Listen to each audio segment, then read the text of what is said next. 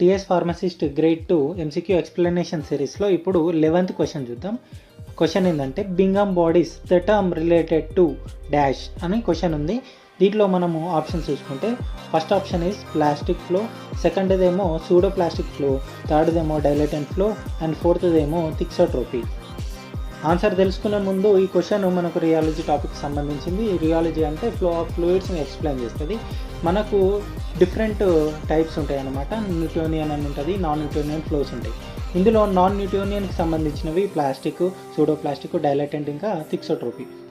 Plastic ఫ్లోని follow అయ్యే వాటిని are ఫ్లూయిడ్స్ని మనము బింగమ్ బాడీస్ అంటాం. సూడో ప్లాస్టిక్నేమో షియర్ థిన్నింగ్ సిస్టమ్ అంటాం, డైలేటెంట్నేమో షియర్ థిక్కనింగ్ సిస్టమ్ అంటాం, థిక్సోట్రోపీనేమో జెల్ సోల్ జెల్ సిస్టమ్ అంటాం.